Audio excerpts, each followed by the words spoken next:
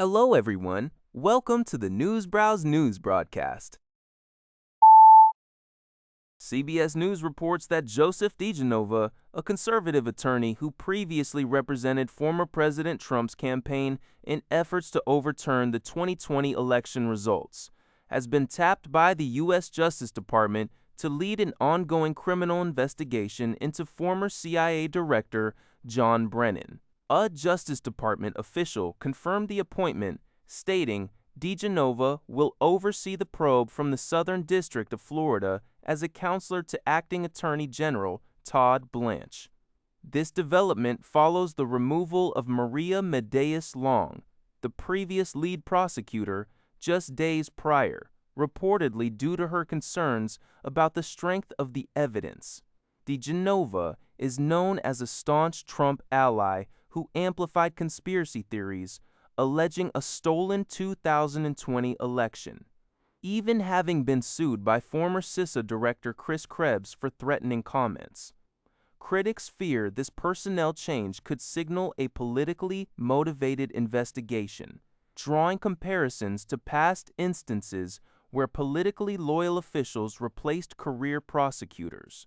The probe into Brennan originated from a Republican-led House Judiciary Committee referral over allegations he lied to Congress regarding the CIA's role in assessing Russia's 2016 election interference, specifically concerning the unverified Steele dossier. India's Foreign Secretary, Ms. Rai, summoned the Iranian ambassador to India on April 18th to convey deep concern after two Indian-flagged vessels were attacked by Iran in the Strait of Hormuz the same day, GG Press reported. The attacks are believed to have been carried out by Iran's elite military organization, the Revolutionary Guard, though no injuries were reported. One of the two vessels was a very large crude carrier, transporting 2 million barrels of Iraqi crude oil. Both ships had attempted to pass through the strait after Iran announced its full opening, but were forced to turn back. Ms. Rai requested Iran's assistance to ensure the safe passage of Indian vessels through the vital waterway. Al Jazeera reports that Mexico has successfully apprehended Janos Bala, a 48-year-old Hungarian national suspected of drug trafficking and listed among the European Union's most wanted fugitives. Bala, also known as Daniel Takacs, was arrested in Quintana Roo following collaboration between Mexican and Hungarian authorities and an Interpol red notice. He faces a 6-year prison sentence in the EU for narcotic and psychotropic substance smuggling. This arrest marks the latest in a series of high-profile operations under President Claudia Sheinbaum, who has shifted Mexico's approach to criminal operations away from her predecessor's hugs, not bullets strategy. Her administration is pursuing a harder line against drug trafficking and cartel activity, partly in response to pressure from U.S. President Donald Trump, who has threatened military action and imposed tariffs on Mexican exports. Sheinbaum's government highlights an increase in cartel arrests, including the February death of Jalisco New Generation cartel head El Mencho, and the March arrest of Sinaloa cartel faction leader Omar Oswaldo Torres, as evidence of their strategy's effectiveness. Mexico has also continued its cooperation with the U.S. through prisoner exchanges, transferring nearly 92 suspected cartel members for prosecution since Trump's second term began in 2025, a practice that has drawn criticism regarding due process rights. According to a report from the Epoch Times, Chinese LED chip manufacturer Sandan Optoelectronics has abandoned its plan to acquire the Dutch company Lumileds Holding for $239 million in cash. The decision came after the U.S. Committee on Foreign Investment in the United States, CFIUS, deemed the transaction to pose unresolvable U.S. national security risks.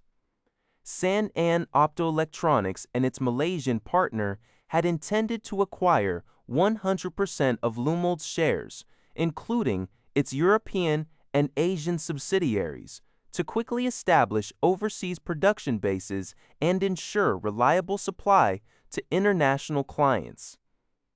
This marks the second time CFIUS has blocked a Chinese-led acquisition of Lumileds, having previously rejected a $3 billion bid in 2016 due to concerns over dual-use semiconductor technology. The abandonment of this deal represents another significant setback for Chinese technology companies' overseas investment strategies amidst increasing scrutiny from international regulatory bodies. The Canadian DouxieSingTao.ca, Douxie Swan, reports that a team of former SpaceX engineers has developed a portable water filtration device called Access through their company, Vital Life. This innovative system, roughly the size of a cooler and weighing 11.3 kilograms, is designed to provide safe drinking water anywhere, anytime. Users simply place a hose into any water source, and the system automatically filters it, capable of converting even seawater into potable water. It can process 45.5 liters of fresh water or 22.7 liters of seawater per hour, powered by a 210 watt-hours battery for about 3 hours or a continuous 200 watt-hours power source.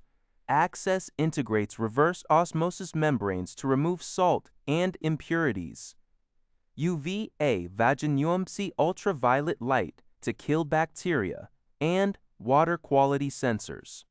Priced at $749 for pre-sale, with shipments expected later in 2026, the device is marketed for off-grid living, disaster relief, and military applications, though its current cost might be high for developing nations. The company has raised $24 million and successfully field-tested seawater desalination in Colombia. That's all for this video. Thank you for watching. See you in the next video.